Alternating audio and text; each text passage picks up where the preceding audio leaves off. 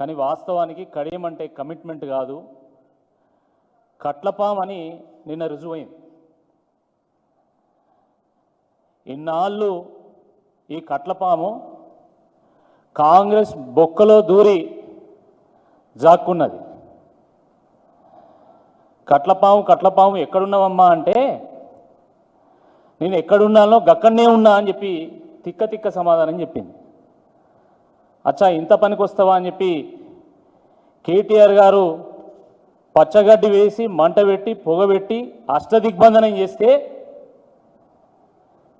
చేసిన తర్వాత కట్లపామును ఇప్పుడు ఎక్కడున్నావమ్మా అంటే నేను కాంగ్రెస్లో దాగి ఉన్నా అని చెప్పి నిన్న కూని రాగం తీస్తుంది. ఆ కూని రాగం ఏందో మీరు కూడా ఒకసారి వినండి.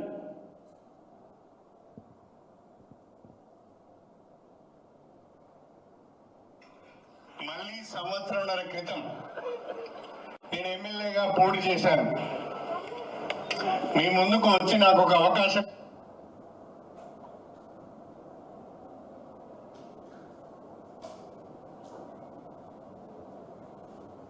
ఇవ్వండి.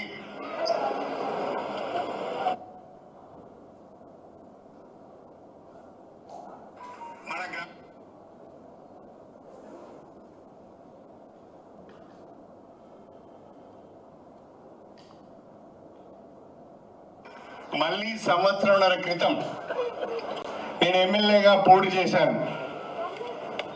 మీ ముందుకు వచ్చి నాకు ఒక అవకాశం ఇవ్వండి,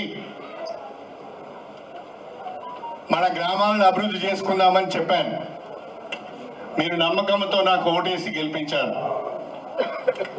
నేను గెలిచిన పార్టీ అధికారంలోకి రాలేదు, కానీ ఈ నియోజకవర్గ ప్రజలకు ఇచ్చిన హామీని ఎట్లా నిలబెట్టుకోవాలి, ఈ గ్రామాలు ఎట్లా బాగుపడాలి, ఈ నియోజకవర్గం ఎట్లా అభివృద్ధి చెందాలని ఆలోచించి నేను కాంగ్రెస్ పార్టీలో చేరడం జరిగింది.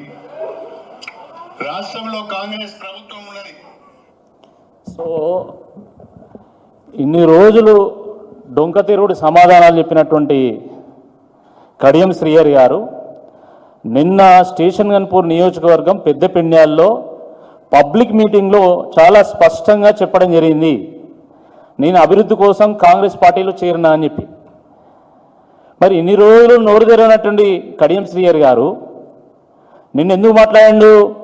ఎందుకంటే ఎట్లాగూ కోర్టు తనను బర్తరఫ్ చేస్తుందని తెలిసి ఇప్పుడు రాజీనామా చేయక తప్పని పరిస్థితి నెలకొన్నది కాబట్టి ఇప్పుడు నేను కాంగ్రెస్ పార్టీలో చేరినా అని చెప్తున్నాడు. నియోజకవర్గ అభివృద్ధి కోసం కాంగ్రెస్ పార్టీలో చేరిన అన్నటువంటి కడియం శ్రీహరి గారు మరి ఇన్ని రోజులు ఆ ముక్క ఎందుకు చెప్పలేని అడుగుతున్నాం.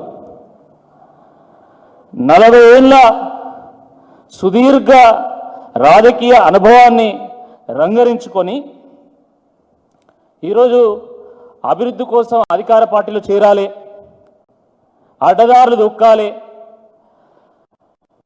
నమ్మిన పార్టీని ముంచాలి, నమ్మిన జనాన్ని మోసం చేయాలి అనే ఒక సందేశం ఇస్తున్నాడు. ఇంత దిగజారుడుతనమా? నువ్వు ఏ పార్టీలో ఉన్నావంటే నేను ఏ పార్టీలో ఉన్నానో గా పార్టీలోనే ఉన్నా అని చెప్పి మాట్లాడతాడు. మళ్ళీ ఏమనంటే నేను సీనియర్, నువ్వు నిజాయితీకి నేనే మారిపోయారు, నేను పుట్టినాక నిజాయితీ పుట్టింది ప్రపంచంలో అని చెప్పి మాట్లాడతాడు. దేంట్లో సీనియరీనా? దేంట్లో సీనియారిటీ ఉంది అంటే కుట్రలు చేయడంలో, మోసం చేయడంలో, పార్టీలు మారడంలో సీనియారిటీ ఉంది. ఆ రోజు నేను అప్పుడున్నటువంటి పరిస్థితుల్లో బీజేపీకి రాజీనామా చేసిన తర్వాత ఒక నిర్ణయం తీసుకోవాలనుకున్నప్పుడు ఇదే కడియం శ్రీహరి గారు వచ్చి నన్ను బీఆర్ఎస్ పార్టీలోకి ఆహ్వానించడం జరిగింది. నేను చాలా గౌరవంగా ఫీల్ అయ్యాను. ఎందుకంటే ఒక సీనియర్ రాజకీయ నాయకుడు, ఒక ఉప ముఖ్యమంత్రిగా పనిచేసినటువంటి వ్యక్తి నా దగ్గరకు వచ్చి వారు పార్టీలో ఆహ్వానించారు కాబట్టి మనం కూడా అనుకూలంగా ఒక నిర్ణయం తీసుకోవాలని చెప్పి ఆ రోజు నేను బీఆర్ఎస్ పార్టీలో చేరడం జరిగింది. కానీ తీరా ఎమ్మెల్యే గెలిచిన తర్వాత వారికి వారి రాజకీయ వారసురాలైనటువంటి కడియం కావ్య గారికి ఎంపీ టికెట్ కన్ఫర్మ్ చేసిన తర్వాత అన్ని రకాల సహాయ సహకారాలు పొందిన తర్వాత, అన్ని రకాలంటే అన్ని రకాలు, మరి అన్ని రకాల సహాయ సహకారాలు పొందిన తర్వాత ఆయన ఊసరవెల్లిలాగా రంగులు మార్చి అత్యంత అనైతికంగా కుట్రపూరితంగా ఆయన తల్లిలాంటి పార్టీని మోసం చేయడం ఏమవుతుందో అది చూసి నిజంగా విస్తుపోయినాం మేమంతా. ఇంత ఘోరమా? సీనియర్ అంటే దీంట్లోనే ఈయనకు సీనియారిటీ ఉంది, కుట్రల్లో మోసాల్లో పార్టీలు మారడాల్లో సీనియారిటీ ఉందా అని చెప్పి అప్పుడు మేము భావించడం జరిగింది. వాస్తవానికి ఈయన గెలిచింది కేవలం 94లో 99లో మాత్రమే గెలిచిండు. 2004లో ఓడిపోయాడు, 2009లో ఓడిపోయాడు, 2012లో కూడా ఓడిపోయాడు. ఓటమిలో హ్యాట్రిక్ సాధించాడు. ఇదే స్టేషన్ గురింపూర్ నియోజకవర్గం నుండి రాజయ్య గారు 9లో గెలిచిండు, 12లో గెలిచిండు, 14లో గెలిచిండు, 18లో కూడా గెలిచిండు. 4 సార్లు గెలిచినటువంటి రాజయ్య గారిని కాదని కడియం శ్రీహరి గారి అనుభవాన్ని వినియోగించుకోవాలని చెప్పి కేసీఆర్ గారు ఆయనను పార్టీలోకి ఆహ్వానించి 2014లో ఎంపీ టికెట్ ఇచ్చి గెలిపించి దాని తర్వాత జరిగిన పరిణామాల్లో మళ్ళీ వారిని 15లో ఎమ్మెల్సీ చేసి 15లో ఉప ముఖ్యమంత్రి చేసి 4 సార్లు గెలిచినటువంటి రాజయ్య గారిని కాదని 2023లో ఎమ్మెల్యే టికెట్ ఇచ్చి గెలిపించి అటు పల్లారాజేశ్వర రెడ్డి గారు ఇటు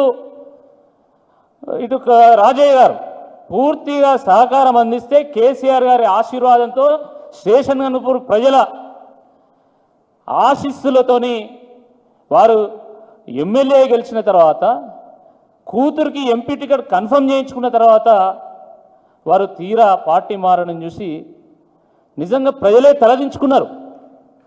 ఇంత దరిద్రుణ్ణి అసలు ఇన్నిసార్లు గెలిపించినమా, ఎన్నిసార్లు ఆశీర్వదించినమా అని చెప్పి గన్పూర్ నియోజకవర్గ ప్రజలే తలదించుకునేటువంటి ఒక పరిస్థితి ఈయన తీసుకొచ్చాడు. కడియం శ్రీహరి గారు వాస్తవానికి ఒక ఉపాధ్యాయ వృత్తి నుంచి వచ్చాడు.